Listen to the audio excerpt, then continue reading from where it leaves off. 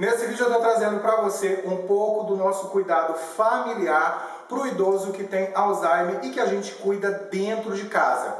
Estou trazendo uma novidade para vocês, que além do canal YouTube Envelhecitude, agora nós temos um site chamado www.envelhecitude.com, que esse vídeo inclusive vai estar lá junto com um monte de outros vídeos e sempre na semana vão ter matérias falando sobre envelhecimento. Eu sou Sandro Calef, especialista em envelhecimento em idosos, e esse é o nosso canal Envelhecitude no YouTube com boas práticas para o nosso envelhecimento. Vem comigo!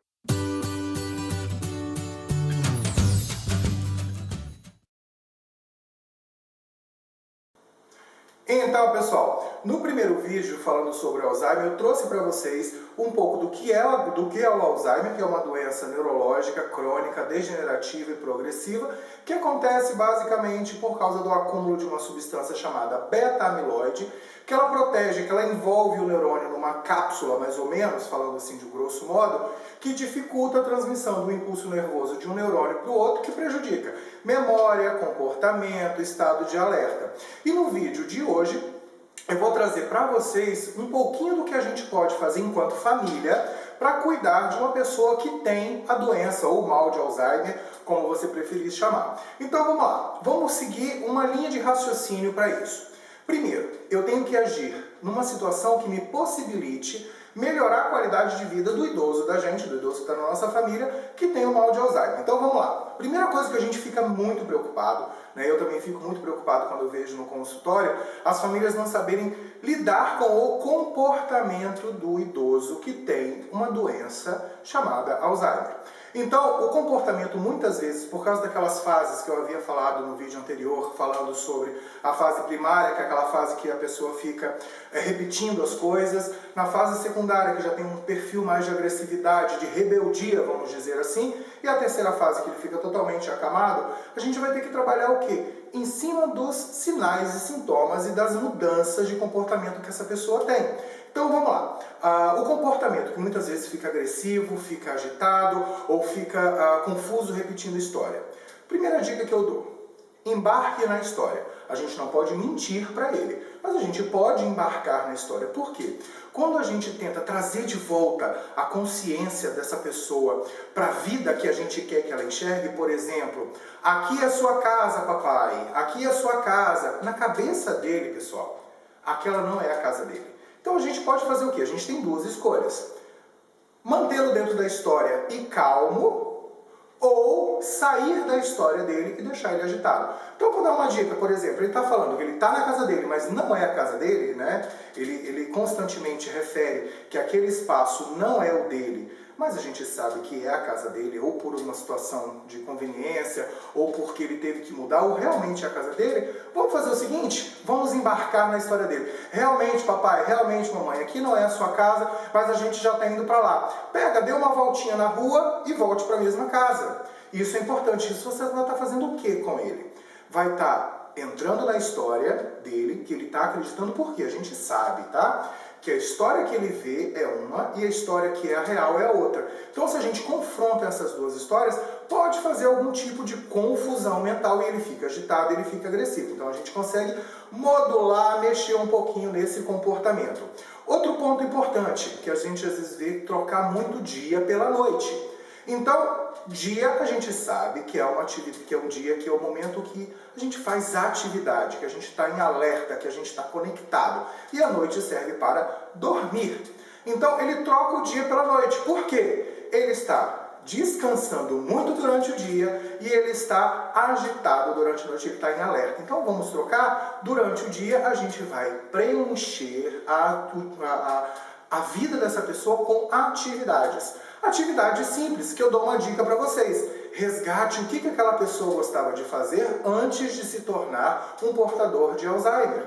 Se ele gostava de cuidar de jardim, então vamos fazer atividades de cuidar de jardim. Se ele gostava de ler, de contar história, vamos fazer com que ele leia e conte histórias pra gente.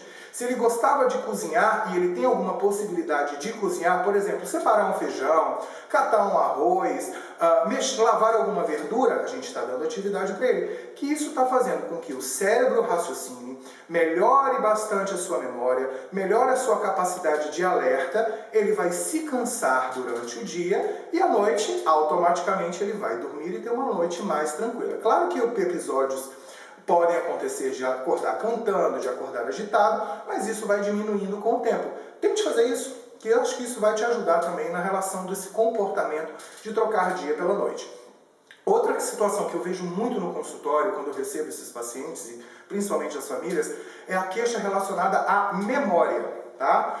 A gente sabe que por causa do Alzheimer, há um prejuízo muito importante da memória dessa pessoa, que a gente também consegue modular, do tipo: dê valor àquela memória que a pessoa tem de importante. Não se preocupe se ele não se lembra de tomar o medicamento, se ele esqueceu de uma pessoa que não é frequente da família. Isso é comum na situação de uma pessoa que tem mal de Alzheimer. Valorize as memórias antigas. Se ele estiver contando para você a mesma história 3, 4 vezes, exercite sua paciência, que é um ponto muito importante para quem tem Alzheimer, e ouça aquela história como se fosse a primeira vez. Por quê? Você tem consciência de que aquela história já foi contada várias vezes. Mas para ele, por causa do prejuízo da memória, ele está contando a primeira vez aquela história para você. Então receba com surpresa, interaja, envolva-se nessa história e dê valor à história que ele está contando, que isso é uma memória afetiva, uma memória muito importante para ele. Isso vai te ajudar, inclusive, a evitar situações de agitação, de nervosismo, de inquietação, quando a gente não presta atenção, que é um outro ponto muito importante que eu dou de dica para você, que está relacionado a valorizar os sentimentos que aquela pessoa tem, tá? Porque quando a gente cuida de uma pessoa com Alzheimer, ela até pode esquecer da gente, principalmente quando não se tem um convívio contínuo.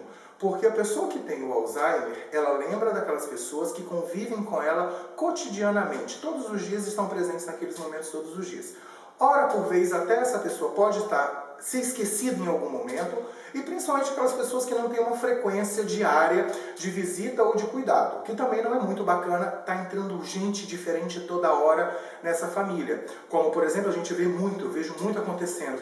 Mamãe, papai, quem é essa pessoa? Você lembra quem é? Você lembra quem é? Isso gera uma agitação, uma confusão tão grande que não é bacana. Chega e apresenta. Papai, mamãe, esse aqui é fulano, filho de Beltrano, que é seu irmão, que é seu sobrinho. Contextualize e mostre aquela pessoa para o indivíduo, para o seu familiar que tem a doença de Alzheimer. Isso vai ajudar muito a controlar a ansiedade, o medo, a angústia e até mesmo a agitação. Exercite a memória dessa pessoa, não fazendo com que ela se lembre das coisas, mas ajude-a a lembrar de fatos, de situações, embarque nessa história, se envolva, preste atenção, envolva-se com seu familiar que tem a doença de Alzheimer, mal de Alzheimer, como você preferir chamar. Mas lembre-se sempre, ele pode esquecer quem é você, de onde ele está vindo, mas você sabe o que aquela pessoa representa na sua vida. Você sabe definir o que ela fez por você, qual a importância, qual o grau de amor que você tem por ela. E demonstre isso. Conquiste-a, se for preciso, todos os dias, com eu te amo, você é o meu pai, a minha mãe, a minha avó, o meu tio do coração, que eu amo, eu estou aqui para te ajudar e eu quero que você também me ame e me ajude. Dê importância, dê valor a essa pessoa. Então, para finalizar o vídeo de hoje, o vídeo de agora falando sobre esses cuidados, esses são os cuidados que eu vejo com grande importância, que eu recebo bastante no meu consultório, com dúvidas de família sobre como cuidar, de como abordar essa pessoa com Alzheimer dentro de casa. Ficam essas dicas. Preste atenção no que ele está fazendo, dê atividades durante o dia para ele poder descansar à noite. Preste atenção e dê valor às histórias que ele conte. Não tente trazê-lo de volta para a realidade, forçando essa realidade. Eu acho bacana você envolver-se nessa história dele e ajudá-lo na construção dessa história. Lembre-se que você é importante para essa pessoa e que ainda mais, mesmo ela esquecendo de você, você dá muita importância e muito amor. Então, pessoal, o vídeo era isso. Se você curtiu, deixe seu like aqui embaixo. Se não se inscreveu no Envelhecitude, se inscreva. Um beijo no coração de vocês e um excelente envelhecimento para nós. Tchau, tchau!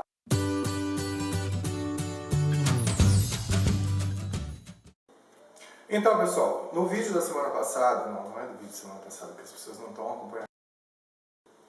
O primeiro vídeo eu falei para vocês um pouquinho sobre o que é o Alzheimer, como ele acontece, né, que é uma doença neurodegenerativa, que acontece... O vídeo que você vai assistir agora, eu trago um pouquinho, não,